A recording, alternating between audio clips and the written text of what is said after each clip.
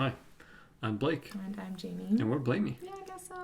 So last weekend, we went and hiked a mountain in the Tetons. Yeah. It is colloquially known in the family as Table Rock. It's Table Rock. But it's actually called Table Mountain. Table Rock. So here's the thing. There is a Table Rock across the valley from it that if you look it up, you'll go to the completely wrong place. Yeah, so I don't know, that one needs a name change, I guess. Anyways, so Table Mountain is part of the Teton Range. Table Rock. Table Rock is part of the Teton Range. Table Rock isn't part of the Teton Range. It's part of the other range. Either way, the mountain we hiked is part of the Teton Range. It is on the other side of a little valley from the main Teton, like Grand Teton and the other two that are next to it, and provides an amazing view when you're up there of the Tetons. But it is an interesting is not the right word. It is a hard hike. It took a lot of energy and effort to go up it. So it is, I believe, 11 miles round trip. Yeah. 5 up, 6 down. Yep. And you get about 5,000 feet of elevation. Yeah. So the top of the mountain tops out at like 11,000 something feet. Mm-hmm. And you... Turns out it's really hard to breathe at 11,000 feet. After hiking, you gain about 4,000 feet of elevation in about 2 miles, a little less than 2 miles. So you just are going up, up, up. There's actually 2 trails. There's the Face Trail up it, and there's they call it the Huckleberry Trail. So Face Trail is about 4.5 miles up. Huckleberry Trail is about 6 something. So what we did is we went up the Face, down the Huckleberry. Really, really interesting. You can see all sorts of videos of people doing this on YouTube. I encourage you to check it out. But I think it's interesting. Jamie's family's been doing this for forever. Yes. Forever. So this is the first time I've done it. Kids in school prevented me from the last couple of times we've done. But they do something unique that I don't think anybody else does. Well, maybe not. People do it, I think. I don't know. I looked to try to see if anyone else on the internet does it, and I've yet to see. So we're the coolest people in the whole world. I mean, maybe, because it was awesome.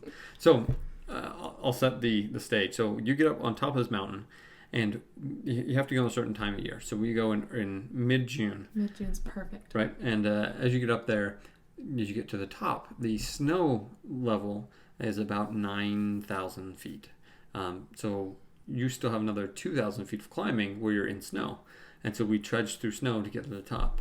And so you have these big hills, big mountains covered in snow that you're climbing to the top of. And so you get to the top, and then at the top, we change into snow clothes, for lack of a better word, and then do something fun. You can. It's your family tradition. I don't want to spoil it. Deal. So you're up at the top, eat some lunch, change your clothes, hike down just a little bit till you're back into the snow, because the top's like, it looks like a table. Yeah. Just there's no snow right up there. Yeah, it's very steep. Like just a big old rock. Right, so it doesn't hold the snow. Mm-hmm. It falls off the side, so you have this big rock up there. Yeah, so you get back down to the snow, and of course the uncles, the people, you know where they're going, you follow. You go where you're told. And then you sit on your butt, sometimes maybe like a garbage bag or just your snow pants, and you slide down the hill. And it's like probably how tall is the first hill? I don't know. To give you an idea, you have to find the right spot to slide down, because there's these cornices where the snow overhangs and will cave through and give off, but there's just one spot where the slope is steep enough where basically it's not a cliff, but you actually have a little bit of an angle. Yeah. And at that point there you can slide, and you slide quite a way. So according to All Trails, where we track the hike, we did 3 major slides, and those 3 major slides took about 2,500 feet of elevation.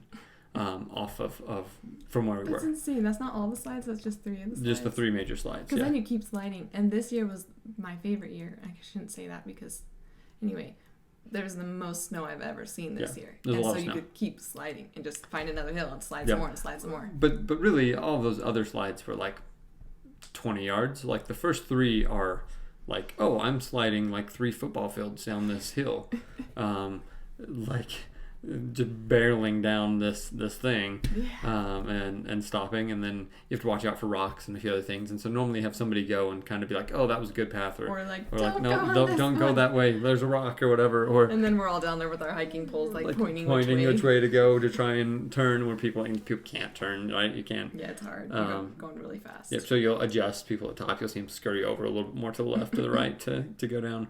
But it was incredibly fun. So you cut off about 2 miles of the hike and about 2,500 feet of elevation going down by sliding on the way down. It was amazing. In fact, I'll try and include some videos of us sliding going down here because it's really, really fun.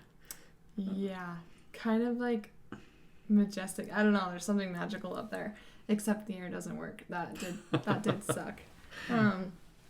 There was a point where Blake was like, "Did you see that? That bird just popped out of the ground." And there were just holes. And there's this cute little bird that just popped up. And I was like, "Why are you up here? Like, you could be anywhere else in the world. Why are you up here?" I was like so mad at the bird for being up on the top of that mountain. Yeah, it was kind of interesting because I don't know why it's up there.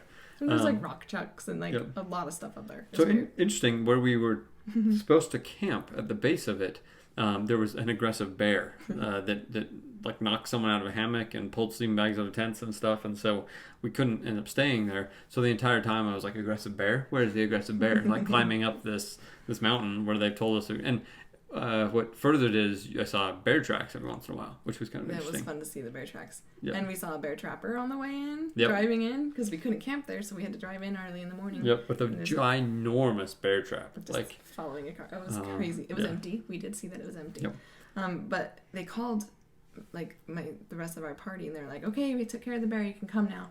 So they like packed up camp, drove the 50 minutes to, because they got there a night early, so we were all gonna meet them at the base after all.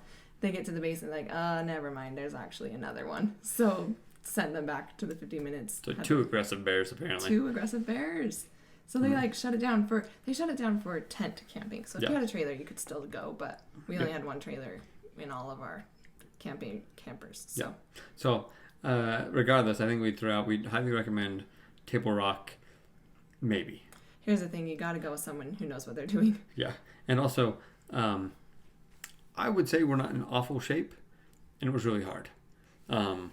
It's just a lot of work and a lot of stamina to keep going. It's like it took us a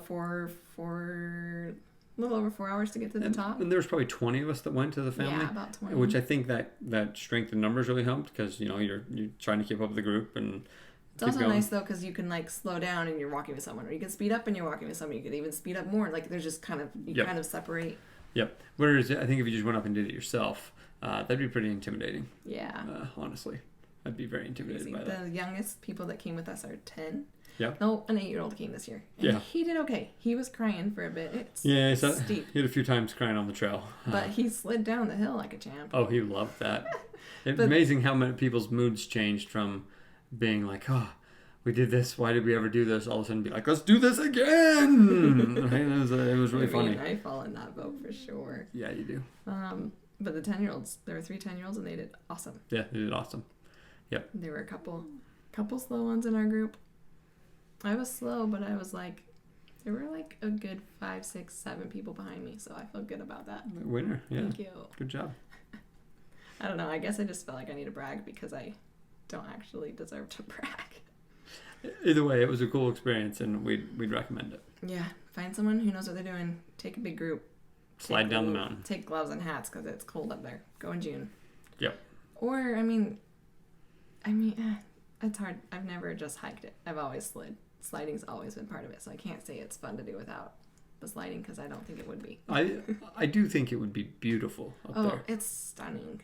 And you get up there and the view of the Tetons is, because he said it's like a valley. It's like hardly a valley. Like it's really like right there. I mean, there's a valley between it. Yeah, but right? it's just it goes down and back up. Mountains. Like it's.